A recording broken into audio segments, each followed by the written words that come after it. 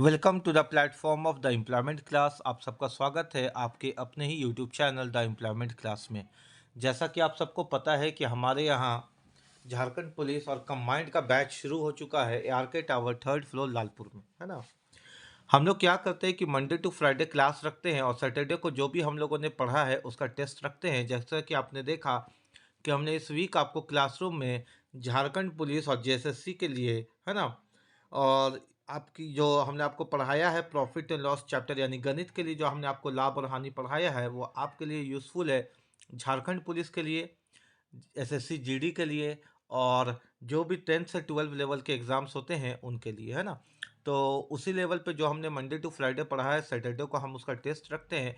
अगर कोई बच्चा जो मेरे यहाँ क्लास नहीं करता है वो भी टेस्ट देना अगर चाहता हो तो मुझसे संपर्क करके टेस्ट दे सकता है। अगर आपको टेस्ट में उपलब्ध होना है तो आप कमेंट बॉक्स में अपनी डिटेल्स दीजिए कि हाँ सर, मैं टेस्ट में शामिल होना चाहता हूँ, तो हमें हमें खुशी होगी आपको हमारे साथ जोड़ने में और कुछ साथ देने में आपका, ताकि आप अपने मंजिल को पहुंच सके, है ना। उस पे हमारा भी कुछ छोटा मोटा योगदान रहे। तो क्वेश्चन कहता क्या है बेटा कि किसी वस्तु का बिक्री मूल्य 500 रुपया है, उस पर 20% की हानि हो गई तो क्रय मूल्य ज्ञात करें, है ना। तो याद रखिएगा, कभी भी अगर आपको CP या SP ज्ञात करने के लिए बोले तो आप एक फॉर्मूला यूज़ करते हैं।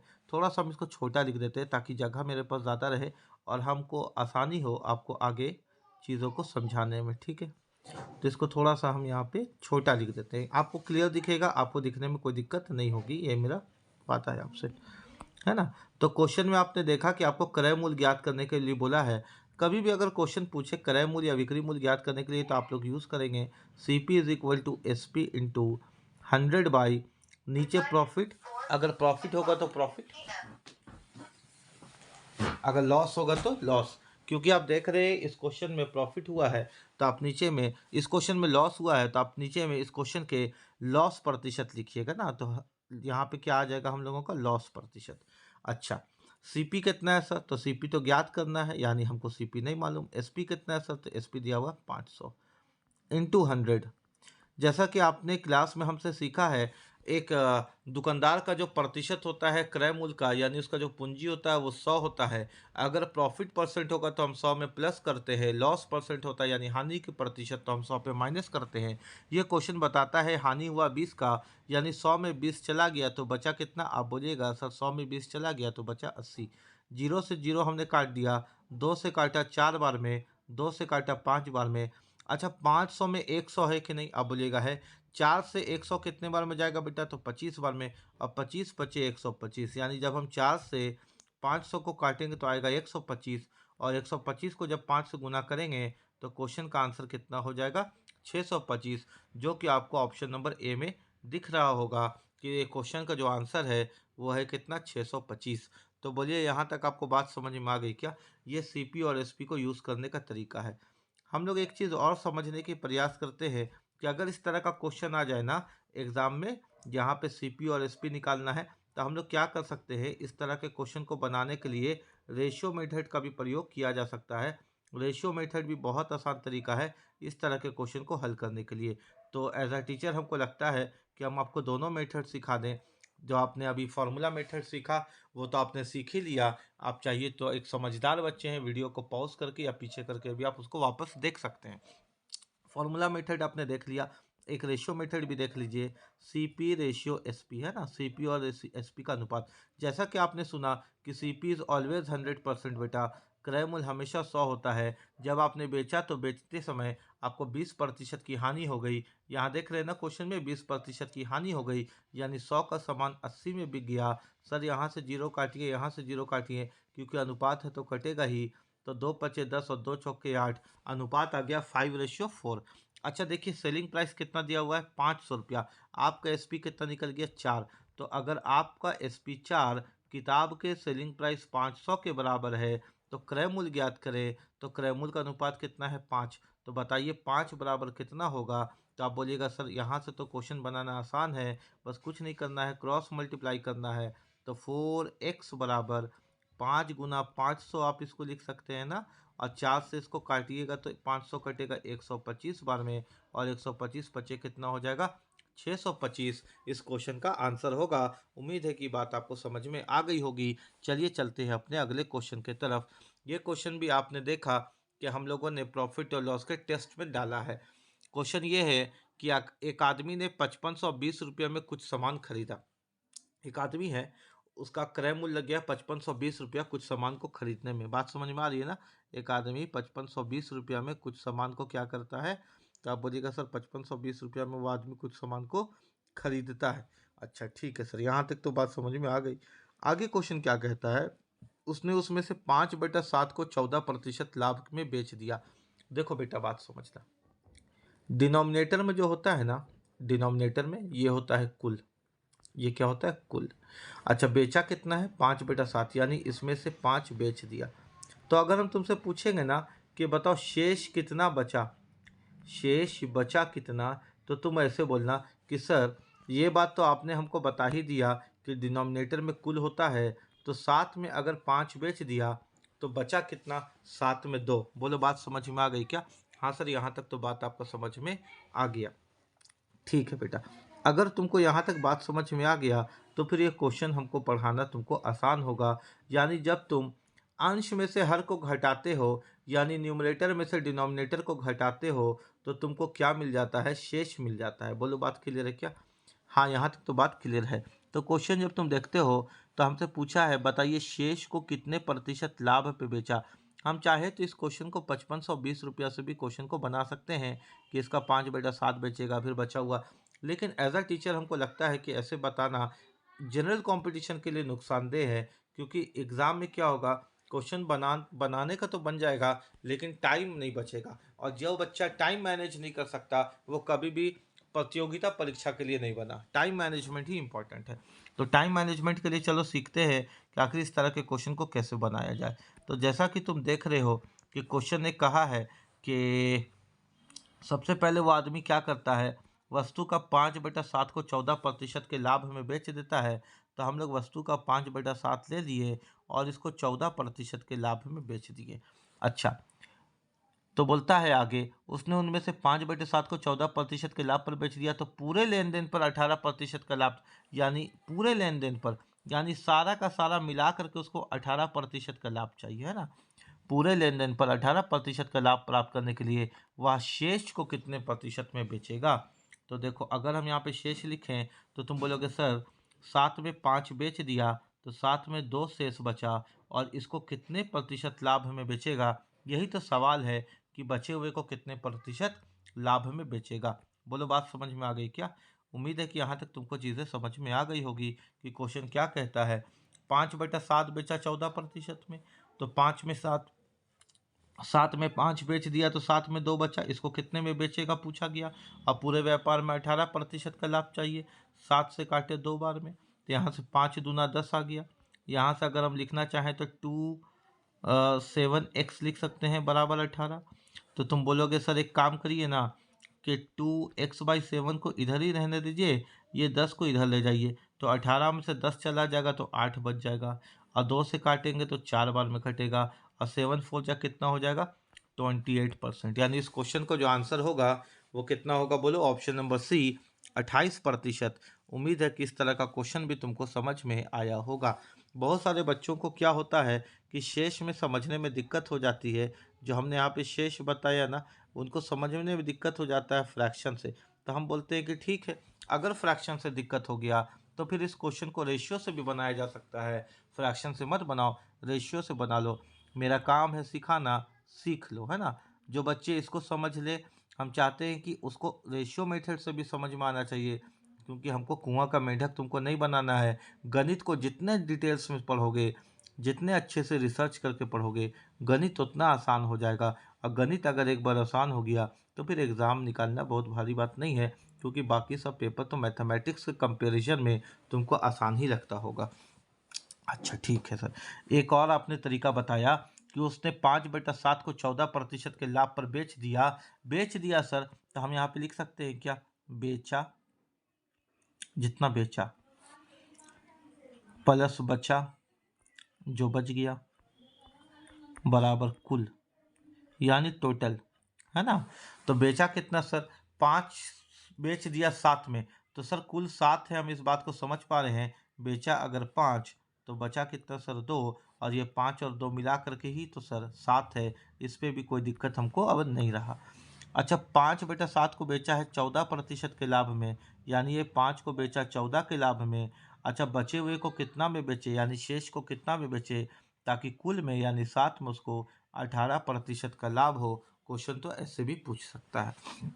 देखो इसको बनाने की तरीका क्या होगी, चलो इसको बनाते हैं। तो 14 × 5 कितना हो गया 70, प्लस यहाँ हो गया 2x बराबर 70×8 = 56 का 6 हाथ में बचा 5, 7×5 = 12 यानी 126। तो 2x को यहीं रहने दो और तुम क्या करो, 126 है ना बेटा, यहाँ पे +70 इधर जाएगा तो क्या हो जाएगा, -70 हो जाएगा कि नहीं होगा, बोलो। तुम बोलोगे हाँ सर एकदम -70 होगा। चलो अब इसको सॉल्व करने की कोशिश करते हैं। तो 2x को यहीं रहने दिए। अब देखो यहाँ पे 6 में से 0 गया तो 6, 12 में से 7 गया तो 5, और 2 से काटे तो कितना आ गया इस क्वेश्चन का आंसर, बोलो 28%। क्लियर है क्या? उम्मीद है कि तुमको ये तरीका भी समझ में आ गया होगा। बेचा बचा कुल वाले रेशियो के तरीके से भी इस क्वेश्चन को बनाया जा सकता है। अगला क्वेश्चन क्या है ना कि रोहित 4600 रुपया में कुछ सामान खरीदता है। वह 15% लाभ पर 2/5 भाग बेचता है। ना तो उसे ना लाभ ना हानि प्राप्त, यानी जो जीरो चाहिए उसको, no profit no loss. No profit no loss का मतलब होता है ना बेटा जीरो, यानी हम 5 रुपया में खरीद करके लाए और 5 रुपया में बेच दिए, क्या मिला, zero. No profit no loss का मतलब क्या होता है, बोलो। नो प्रॉफिट नो लॉस का मतलब होता है जीरो।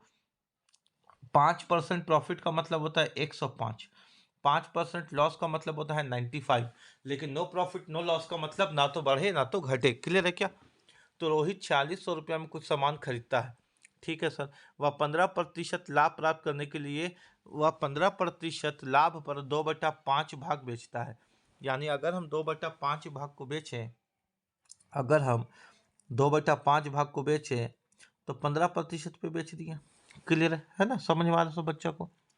ना तो उसे लाभ ना हानि प्राप्त करना, यानी पूरे व्यापार में उसको चाहिए जीरो, ना लाभ ना हानि। तो शेष को कितने प्रतिशत हानि पे बेचेगा? इससे पहले वाले क्वेश्चन में तुमने देखा था ना, यहाँ देखो, यहाँ इससे पहले वाले क्वेश्चन में तुमने देखा था ना कि हम प्लस किए थे, क्योंकि बचे हुए को वो लाभ हमें बेच रहा था। लेकिन इस क्वेश्चन में ना बेटा, बचे हुए को बेचने के लिए हम यहाँ पे माइनस करेंगे, क्योंकि शेष को वो हानि पे बेचता है। 5 में 2 बेच दिया तो बचा कितना, 5 में 3। और क्वेश्चन पूछा है तो उसे ना लाभ ना हानि प्राप्त करने के लिए शेष को कितने प्रतिशत हानि पे बेचना चाहिए, यानी बचे हुए को कितने प्रतिशत लॉस। लॉस के लिए हमने यहाँ पे माइनस का चिन्ह दे दिया है ना। देखो काट रहे, 5 से गया 3 बार में तो 2 तिया कितना हो गया 6, -3x/5 बराबर 0। अगर हम इसको इधर भेज दें तो हो जाएगा 6 = 3x/5, और 3 से काटो सामने 2 बार में, और 5 दूना कितना हो गया 10। यानी बचे हुए को वो 10% हानि पर बेचेगा, तब जाकर के उसे ना लाभ होगी ना हानि, यानी वैल्यू आएगा कितना, 0। ये क्वेश्चन समझ में आ गया क्या? पॉज करके एक बार खुद से बनाने की ट्राई करो, है ना। देखो समझने की प्रयास करो, जो हम तुमको बता रहे हैं ये मेरा वादा है एग्जाम में तुम्हारे लिए मील का पत्थर साबित होगा। जो हम पढ़ा दे रहे हो वो तुम्हारे लिए मील का पत्थर साबित होगा, यानी क्वेश्चन एग्जाम में हूबहू ऐसे ही पूछा जाएगा। अगर तुम इसमें सीरियस हो, अपने नौकरी के प्रति सीरियस हो, तो फिर अच्छे से पढ़ो। दूसरा तरीका जो हमने तुमको बताया था रेशियो मेथड, ये क्वेश्चन को हम लोग चाहते हैं कि उससे भी तुमको सिखा दिया जाए, ठीक है। तो चलो कोशिश करते हैं कि हम तुमको रेशियो मेथड से भी ये तरीका सिखाते हैं ना। कोई दिक्कत वाली बात तो नहीं है, आराम से बात समझ में आ रहा है हर एक बच्चा को, ठीक है। समझ में आ रहा है तो बोलते जाओ, हाँ सर सीख पा रहे हैं आपसे, है ना, हमको बताओ। अच्छा दूसरी बात, बेचा बचा वाला कॉन्सेप्ट लगा देते हैं। बेचा बचा, और बेचा बचा को जोड़ के क्या आता है बेटा, कुल, ठीक है, टोटल। 2/5 भाग बेचता है, यानी 5 बेचा 2 बचा, और यहाँ से मिला करके, अच्छा 5 बेचा 3 बचा ना, सॉरी मिस्टेक हो गया मेरा, है ना। 2/5 भाग बेचता है। अब कोई बच्चा कंफ्यूज भी हो गया होगा कि सर मिस्टेक कहाँ पे क्या हुआ, तो चलो समझा देते हैं। 2/5 बेचा ना बेटा, इसका मतलब कुल इसके पास 5 है, 2 बेच दिया, तो 5 में 2 बेच दिया तो बचा कितना, 3। क्लियर है क्या? समझ में आ गया ना? यहाँ तक कोई दिक्कत तो नहीं है? तो आपने देखा कि बेचा 2 बचा 3, कुल हो गया डिनोमिनेटर वाला 5। 15% लाभ पर बेचा, कितना में बेचा बचा हुआ को? 15% के लाभ पर, यानी इसको बेचा है 15% के लाभ पर। बचे हुए को देखो बेटा यहाँ हानि पर बेच रहा है तो माइनस कर दिए, यानी एक्स की हानि पर। और बोलता है ना उसे लाभ चाहिए ना हानि, यानी पूरे व्यापार में उसको ना लाभ चाहिए ना हानि। तो 15 दूना कितना हो गया 30, माइनस 3x बराबर 5 0 0। तो 30 को इधर ही रहने दो, -3x को भेजोगे ना तो ये पॉजिटिव हो जाएगा और 3 से कटेगा तो आंसर कितना आ जाएगा 10%, है ना। यानी पूरे व्यापार में 10% की हानि हो गई। उम्मीद है कि तुमको ये भी समझ में आ गया होगा अच्छे से, कोई दिक्कत तो नहीं है। अगला क्वेश्चन क्या बोलता है ना कि एक व्यक्ति ने 2 वस्तुओं को प्रत्येक को 5,000 रुपया में बेचा। यानी गौर करना कि उस वस्तु का क्या है ना कि सेलिंग प्राइस सेम है। पहली वस्तु को भी 5,000 रुपया में बेच रहा है और दूसरी वस्तु को भी 5,000 रुपया में बेच रहा है, क्योंकि क्वेश्चन कहता है एक व्यक्ति ने 2 वस्तुओं को प्रत्येक को 5,000 रुपया में बेचा। पहली वस्तु पर उसे 10% का लाभ हुआ, दूसरी पर उसे कितने प्रतिशत की हानि होगी यदि कुल व्यापार में उसे न लाभ हो न हानि। ठीक है, इस क्वेश्चन को क्लास में हम तुमको 2-3 तरीके से बताए थे। एक बहुत आसान तरीका तुमने उसमें से पसंद किया था कि हाँ सर रेशियो मेथड आसान लग रहा है, हम लोग इसी से सीखेंगे। तो इसी से हम यहाँ पे बताते हैं, टाइम बर्बाद नहीं करते हुए 2-3 तरीके में जो सबसे आसान तरीका है, इसका जो कॉन्सेप्चुअली सबसे आसान तरीका बन सकता है वो बताते हैं। देखो ये क्या है ना कि जब कभी भी 2 वस्तुओं का बिक्री मूल्य समान हो, यानी हम लोग लिख सकते हैं कि जब 2 वस्तुओं का एसपी समान हो। आप इंग्लिश में लिखना पसंद करते हैं तो आप लिख सकते हैं when the selling price of two articles are same, when the selling price of two articles are same। आप इंग्लिश में ये लिख सकते हैं ना कि जब 2 वस्तुओं का बिक्री मूल्य समान हो। जब भी 2 वस्तुओं का बिक्री मूल्य समान हो तो क्वेश्चन कैसे बनेगा देखिए। लेकिन इसमें एक इम्पॉर्टेंट बात है जिसको आप इग्नोर नहीं कर सकते। वो क्या बोलता है, लास्ट लाइन पढ़ते हैं हम लोग, ये वाला लाइन, यदि कुल व्यापार में उसे ना लाभ हो ना हानि।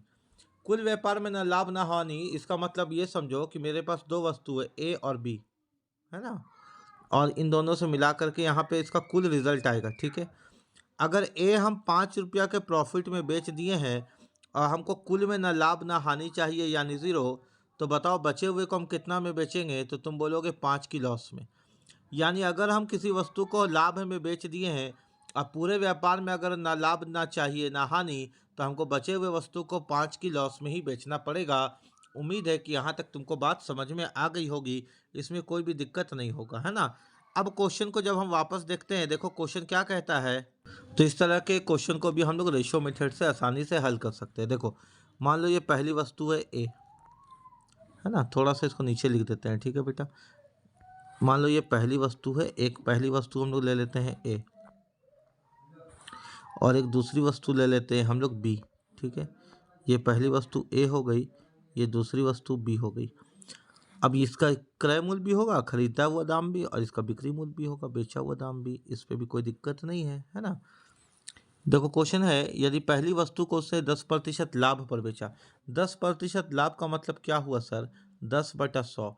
डिनोमिनेटर का मतलब होता है क्रय मूल्य और ऊपर का मतलब होता है प्रॉफिट। यानी 10 रुपया के सामान को 1 रुपया लाभ लेकर के बेचा तो 11 में बेचा होगा, 10 के सामान को 11 में बेचा होगा, तभी तो 1 रुपया का प्रॉफिट हुआ ना, 10% का। दूसरी वस्तु को उसे कितनी प्रतिशत हानि में बेचनी होगी यदि कुल व्यापार में उसे ना लाभ हो ना हानि। देखो मेरे बात को समझो, यहाँ पे कितने का प्रॉफिट हुआ है?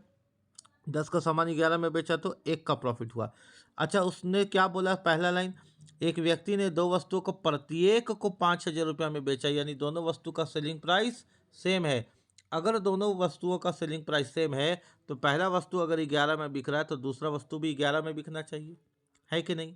अच्छा, पहली वस्तु में कितने का लाभ हुआ है? तुम बोलोगे 1 रुपया का, लेकिन दुकानदार क्या चाहता है? कुल व्यापार में उसे ना लाभ हो ना हानि। अगर यहाँ 1 का लाभ हुआ तो यहाँ 1 की हानि कर लेगा ताकि बैलेंस बना रहे। भाई उसको प्रॉफिट नहीं चाहिए ना, 1 रुपया प्रॉफिट हो गया अगर पहले वस्तु में तो दूसरे में 1 की हानि करेगा ही करेगा। हम कितना में 1 घटाए कि 11 आ जाए, या कितना 11 में 1 जोड़ेंगे तो कितना आ जाएगा 12, तो हम 12 में 1 घटाएंगे तो 11 आ जाएगा, कोई दिक्कत वाली बात नहीं है। तो पूछा गया है दूसरे वस्तु पर उसे कितने प्रतिशत की हानि होगी, तो कितने की हानि हो गई? तुम बोलोगे सर दूसरे वस्तु पे तो हमको दिख रहा है कि 1 की हानि हो गई, इसमें कोई दिक्कत नहीं है। तो हम जानते हैं हानि का प्रतिशत होता है हानि बटा क्रय मूल्य। क्रय मूल्य कितना है बोलो 12, हानि बटा क्रय मूल्य गुने 100, हानि बटा क्रय मूल्य गुने 100, यानी लॉस बाई CP इंटू 100। 2 से काटे 6 बार में, 2 से काटे 50 बार में, 2 से काटे 3 बार में, 2 से काटे 25 बार में, यानी इस वस्तु में 25/3% की हानि हो गई। ऑप्शन नंबर बी इसका आंसर होगा। क्लियर है क्या, समझ में आ गया क्या? अब अगर तुमने कहीं पढ़ा है इस तरह का क्वेश्चन, अगर तुमको नहीं बताया गया, जब वस्तु का बिक्री मूल्य सेम होता है तो तुमसे छुपाया गया क्वेश्चन के लेवल को, और तुमको अगर पढ़ाया गया है तो अपने नोट्स को खोलो और उनका सॉल्यूशन देखो और हमारा सॉल्यूशन देखो। जो आसान लगा उसको फॉलो कर लो, है ना। अगर उनका आसान है तो उनको फॉलो करो, और लगता है कि नहीं हमने जो बताया वो आसान है तो फिर हमको फॉलो करो। आगे क्वेश्चन क्या कहता है, ये एक आदमी एक डॉग और एक कैमल को एक साथ 41,000 रुपया में खरीदा। यानी एक आदमी गया बाजार में खरीदने, मान लो खिलौने का दुकान है, तो वहाँ पे उसको 2 खिलौना पसंद आया, एक डॉग और एक कैमल का। तो क्या किया ना बेटा कि वो डॉग का और कैमल के खिलौने को 41,000 रुपया में खरीदा। यही इसका क्रय मूल्य पड़ा, यही इसका CP पड़ा। बोलता है उसने डॉग को 25% की लाभ पर बेच दिया। यानी अगर हम यहाँ पे डॉग देखें, है ना, तो यहाँ पे डॉग का CP भी होगा, यहाँ पे डॉग का SP भी होगा। उसने क्या किया, डॉग को 25% की लाभ पर बेच दिया। 25% की लाभ का मतलब हुआ 25 से कम 25, 25 चौके 100, यानी 4 में खरीदा, 1 के प्रॉफिट में बेचा, यानी 5 में बेच दिया। बोलो हाँ कि ना। क्लियर है क्या यहाँ तक?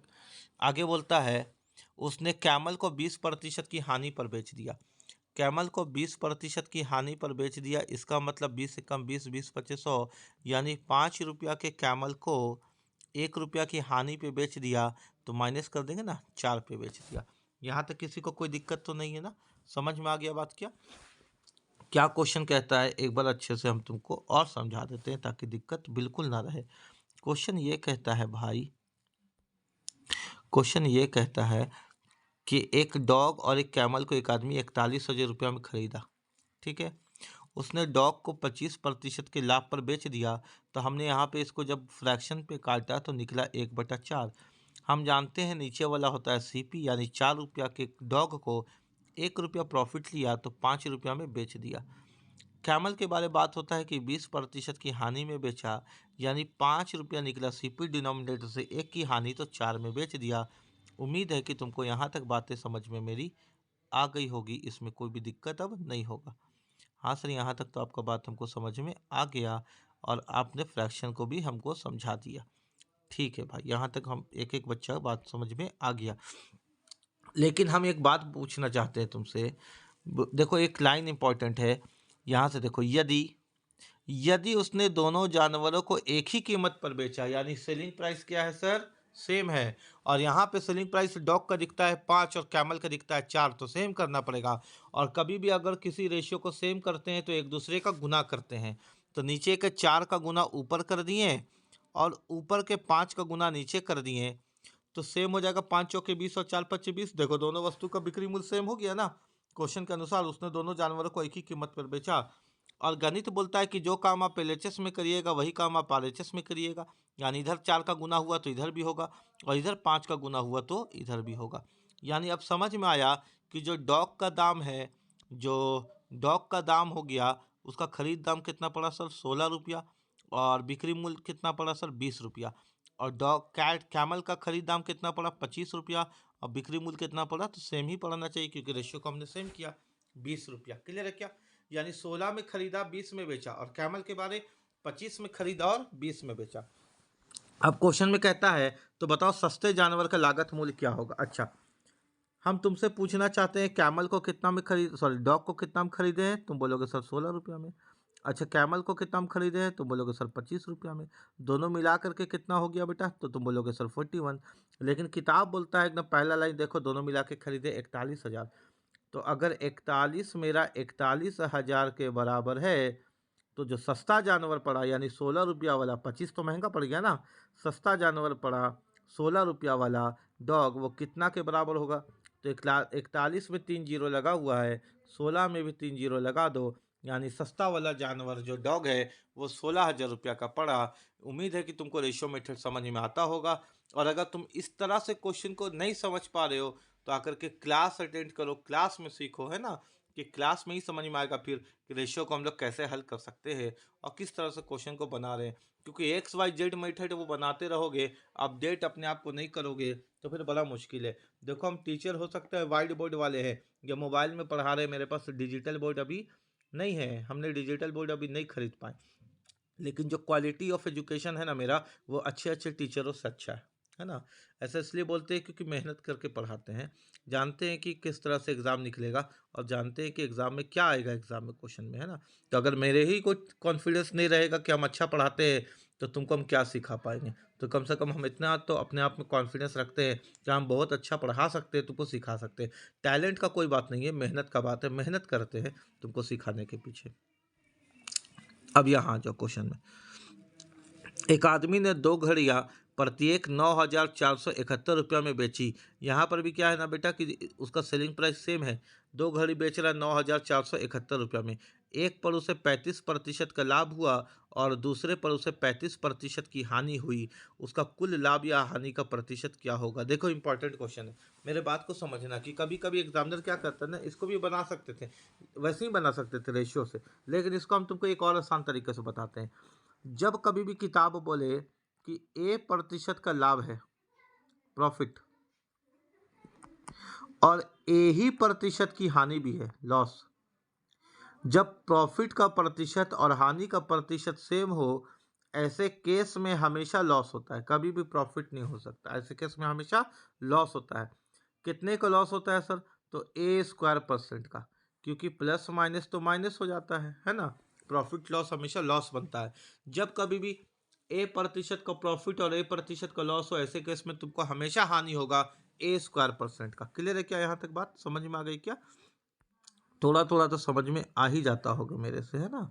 तो हम तुमको क्या समझाना चाह रहे हैं एक बार समझना अच्छा से, कि यहाँ पर जब तुम क्वेश्चन को देखते हो तो क्वेश्चन कहता है कि एक वस्तु पर उसे 35% का प्रॉफिट हुआ है, एक वस्तु पर उसे 35% का लॉस हुआ है, ऐसे केस में उसे हमेशा लॉस होता है। यानी प्रॉफिट वाला तो ऑप्शन कट गया, ऐसे केस में हमेशा लॉस होता है। कितने का लॉस होता है बेटा, तो 35² % की हानि। अब स्क्वायर निकालने का तरीका क्या है, स्क्वायर निकालने का तरीका सीख लो। जैसे मान लो 35 है ना, 35 का स्क्वायर निकालना है ना, तो किसी के अंत में अगर 5 है तो इसका स्क्वायर निकालना आसान है। जैसे 5 का स्क्वायर कितना हो गया, 25, इधर कौन बचा, 3, 3 के बाद वाले से गुना कर दो तो 3 चौके कौन होता है, 12, तो ये स्क्वायर हो गया। बात समझ में आ रहा है क्या, स्क्वायर निकालने का तरीका समझ में आया क्या। एक बार और बताते हैं, मान लो कोई भी क्वेश्चन है, जैसे हमको यहाँ पे क्या करना है, 25 का स्क्वायर निकालना है, तो हम 5 का स्क्वायर 25 लिख देंगे, इधर जो बचा उसके बाद वाले से गुना, 2 के बाद कौन आता है, 3, तो 2 तिया 6, है ना। या फिर हमको 45 का स्क्वायर निकालना है, तो हम 5 का स्क्वायर 25 लिख देंगे, और इधर बचा जो 4 उसके बाद वाले का गुना, तो 4 पचे कौन होता है, 20। बोलो बात समझ में आ रही है क्या, स्क्वायर निकालने का तरीका। हाँ सर समझ में आ गया, लेकिन अगर मान लीजिए कि अंत में अगर 5 नहीं होता तो फिर स्क्वायर कैसे निकालते हैं, तो भी आसान है। मान लो किसी का भी निकाल रहे थे, जैसा मान लेते हैं यहाँ पे 34 रहता है, 34 का स्क्वायर निकालते, तो हम 3 का स्क्वायर लिखते हैं, और स्क्वायर में हमेशा हमको 2 अंक लिखना है, तो 3 का स्क्वायर कितना होता है, 9, तो हम 9 नहीं लिख करके 09 लिखेंगे, ठीक है, 2 अंक। 4 का स्क्वायर कितना होता है, 16, 16 2 अंक है इसलिए 0 नहीं लगाएंगे। पहला स्टेप क्लियर हो गया क्या।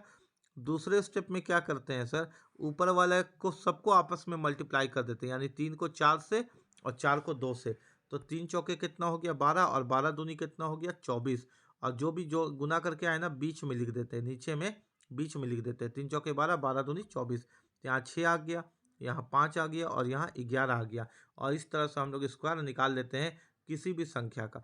लेकिन जब हम तुमको स्क्वायर एंड रूट पढ़ाएंगे ना, तो इसको और भी डिटेल्स में कोशिश करेंगे तुमको समझाने का, ताकि क्वेश्चन आसान बन जाए तुम्हारे भविष्य में, है ना। ठीक है, यहाँ तक समझ में आ गया क्या।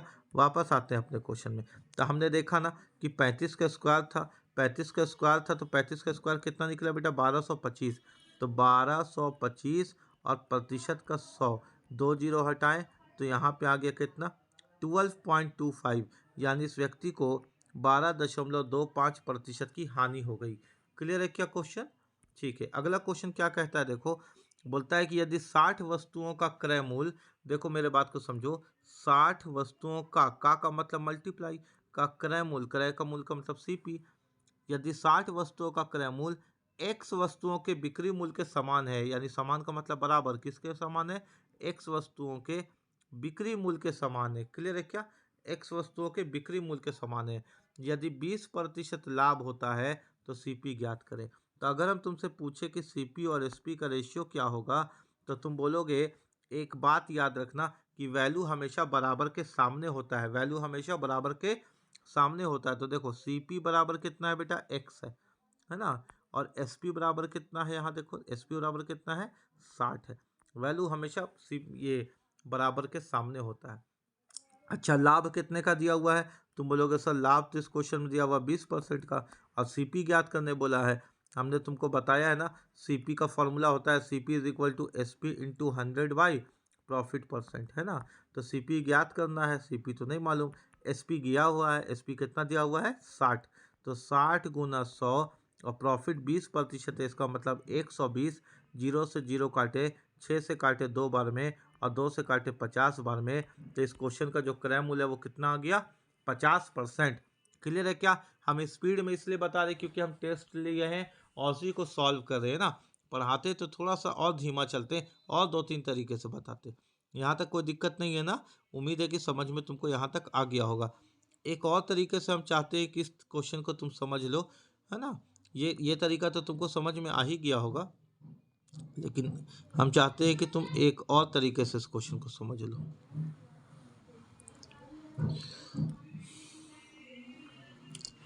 मिटा देते हैं इसको, मिटाने में थोड़ा टाइम लगता है हमको। देखो बोलता है सीपी ऑफ 60 आर्टिकल्स, सीपी यानी क्रय मूल्य कितना बेटा, 60 वस्तुओं का, इस सेम है, सेम का मतलब इज इक्वल टू किसके भाई, एसपी ऑफ एक्स आर्टिकल्स। यानी अगर हम यहाँ पे सीपी और एसपी का रेशियो निकालें तो तुम बोलोगे सर सीपी बराबर तो एक्स दिख रहा है, और यहाँ से देखिएगा तो एसपी बराबर 60 दिख रहा है। क्लियर है क्या बेटा, आगे बोलता है 20% का लाभ। 20% के लाभ का मतलब हुआ ना कि सीपी तो हमेशा 100 होता है बेटा, 20% के लाभ का मतलब हुआ ना कि वस्तु को 120 में बेचा गया। क्लियर है क्या, समझ में आ रही है बात क्या, वस्तु को कितना में बेचा गया, 120 में बेचा गया। तो क्रय मूल्य ज्ञात करें। अच्छा देखो 120 का आधा ऊपर में 60, तो 100 का आधा ऊपर में कितना होगा भाई, 60। देखो ना 120 का आधा 60, तो 100 का आधा कितना होगा, तो क्रय मूल्य पता चल गया क्या, 50%, 50%। तो क्वेश्चन को ऐसे भी बना सकते थे। अगर समझ में आ रहा है तो लाइक कमेंट जरूर करके हमको बताना कि हाँ सर समझ में आ रहा है ना।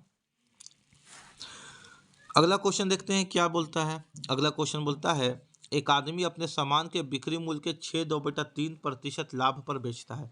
देखो हम लोग जानते हैं ना बेटा, प्रॉफिट परसेंट निकालने का फॉर्मूला होता है प्रॉफिट बटा क्रय मूल्य गुने 100, होता है ना, यानी प्रॉफिट या लॉस के नीचे हमेशा क्रय मूल्य होता है। लेकिन कभी कभी एग्जामिनर क्या बदमाशी करता है, वो क्वेश्चन को स्पेशल केस में ला देता है, जैसे यहाँ पर इस क्वेश्चन को स्पेशल केस में लाया गया है। बोलता है एक आदमी अपने सामान को बिक्री मूल्य के 6.2-3% की लाभ पर बेचता है।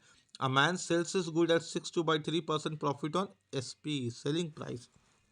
यानी अगर हम 6/2/3% को हल करें ना बेटा, तो 6×18 2 20, 20 हो जाएगा ऊपर में, नीचे 3% का 100, तो 20-25-100, यानी यहाँ पे हमको मिला सर कितना, 1/15।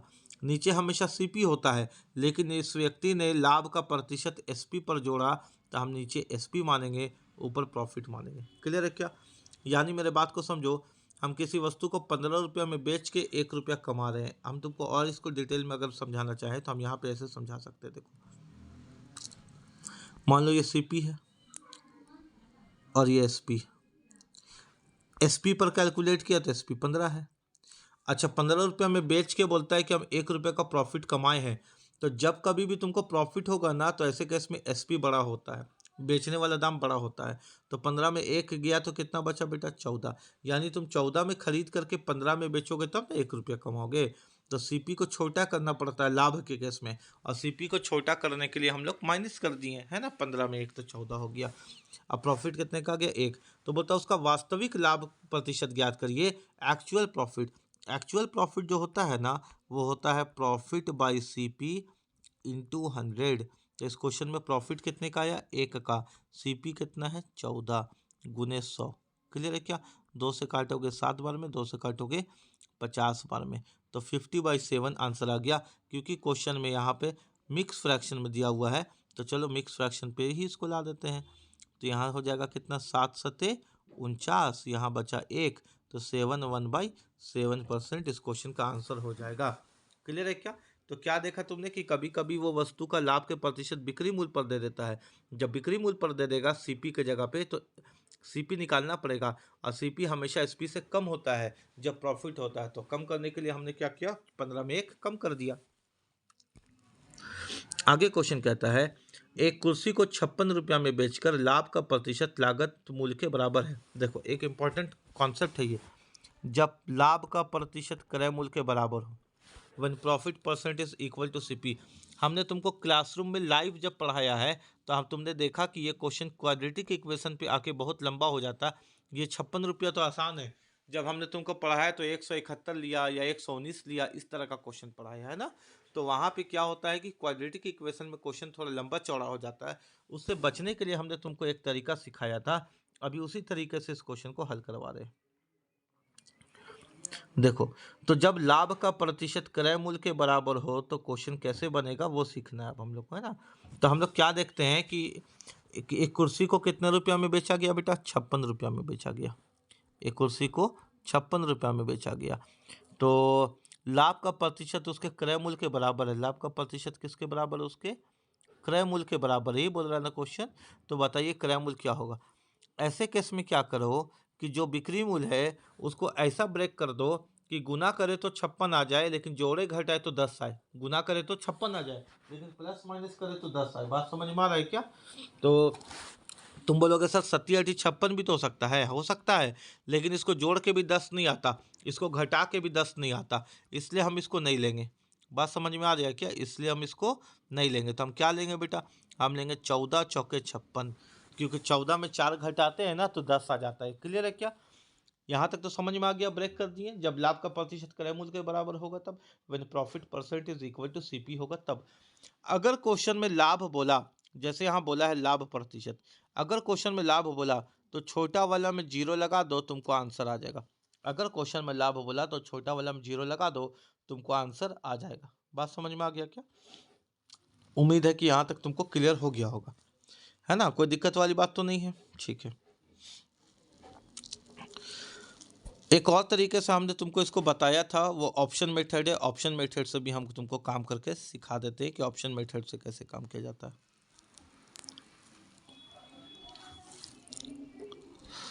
ठीक है, देखो ऑप्शन मेथड पे कैसे काम किया जाता है। 56 है, 56 के अंत में क्या है बेटा, 6। तो जिस ऑप्शन में 0 को हटा करके अंत में 6 आ जाए वो आंसर हो जाएगा। जैसे 0 को हटा के 4 चौके 16, 16 के अंत में 6 आता है, ये आंसर हो सकता है। 6 छक 36, 36 के अंत में भी 6 आता है, ये आंसर हो सकता है। 7 सत्ते 49 के अंत में 9 आता है, ये नहीं होगा। 2 दूनी 4 के अंत में 4 आता है, ये नहीं होगा। अब या तो 4 चौके 16 के चलते 40 हो जाएगा, या तो 6 चक 36 के चलते 6 आ जाएगा। मगर ऑप्शन नंबर बी आंसर नहीं हो सकता, क्योंकि किसी क्वेश्चन में अगर सीपी या एसपी बराबर हो जाए, जैसे देखो ना, इस वस्तु का बिक्री मूल्य भी 56 है और हमसे पूछता है क्रय मूल्य। अगर बिक्री मूल्य और क्रय मूल्य दोनों 56 है तो फिर लाभ तो 0 होगा।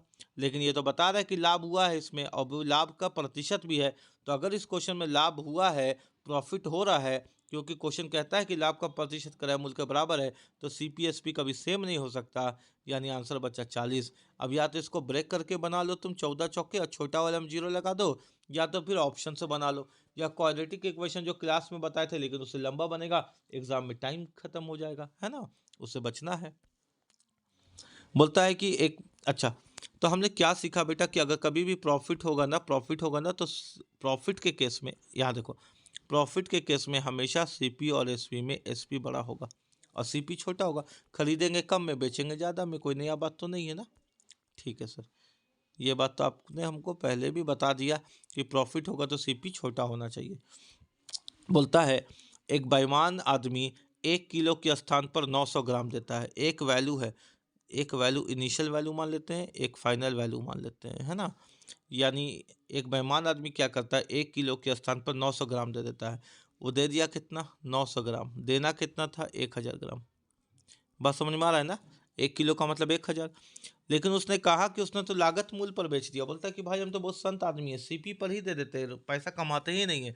लेकिन कमा तो रहा है, क्योंकि मांग रहा है कस्टमर 1,000 ग्राम और दे रहा है 900 ग्राम। तो बताइए लाभ का प्रतिशत क्या होगा। अगर लाभ है तो हम जानते हैं कि लाभ में क्या होता है सर, सीपी छोटा होता है, एसपी बड़ा होता है। 900 ग्राम छोटा है, ये सीपी होगा। 1,000 ग्राम बड़ा है, ये एसपी होगा। ठीक हो गया बात। तो 900 में से 1,000 गया तो कितना का लाभ हो गया, 100 का। हमसे पूछा लाभ का प्रतिशत, इसका फॉर्मूला होता है लाभ बटा क्रय मूल्य गुने 100।